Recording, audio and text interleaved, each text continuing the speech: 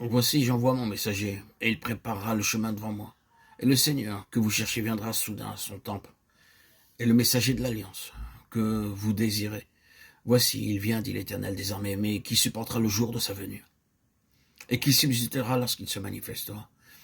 Car il est comme un feu d'affineur, et comme la potasse des foulons. Et il s'assiera comme celui qui affine et purifie l'argent. Et il purifiera les fils de Lévi, et les affinera comme l'or et comme l'argent. Malachie chapitre 3, versets 1 à 3. Prenons juste à présent une portion de la lettre de Paul à Tite, au chapitre 2, versets 11 à 14.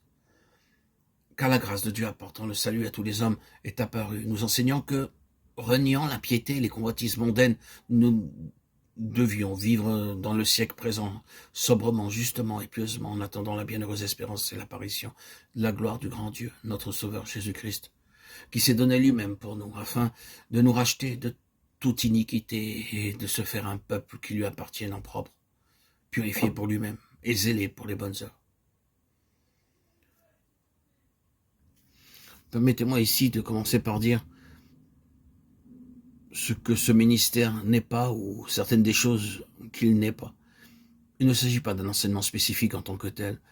C'est-à-dire, nous ne sommes pas intéressés par quelques interprétations particulières de la vérité. Cela peut parfois sembler être le cas. Et je crois que beaucoup de personnes pensent qu'il en est question. Je souhaite dire que ce n'est pas cela en tant que tel, et je souligne cette clause gouvernante en tant que tel. Il y a un enseignement, il peut être à certains égards différent, il peut être sous certains aspects spécifiques, mais ce n'est pas un enseignement. Ce n'est pas une communauté particulière ou séparée du peuple de Dieu, un corps de chrétiens rassemblés dans quelques organisations spéciales. Ce n'est pas cela, en aucun sens terrestre.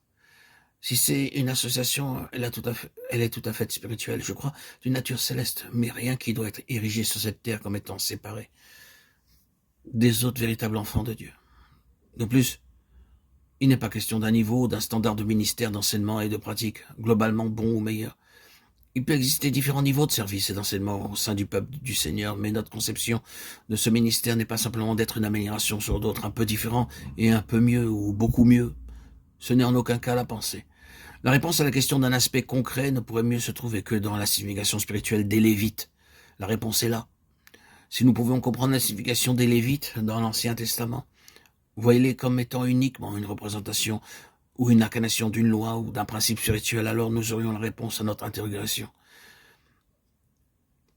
Essayons donc d'une manière très générale de l'appréhender. Commençons par souligner que Dieu a toujours eu une pensée très précise et très certaine quant à ce qu'il veut et ce qu'il doit avoir pour sa satisfaction et son plaisir dans son peuple. Dieu n'est absolument pas en train d'avancer sans avoir une pensée très distinctement définie quant à ce qu'il recherche. La parole de Dieu précise très clairement que depuis l'éternité, Dieu avance avec son plan, son dessein très nettement défini dans sa propre pensée et dans son conseil. Il sait ce qu'il veut et il sait s'il doit trouver sa pleine satisfaction et son plaisir dans son peuple, ce qu'il doit avoir. Et c'est là où nous commençons, par le reconnaître.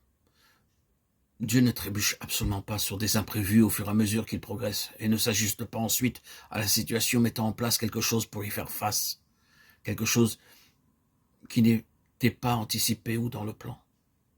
Dieu sait depuis le début.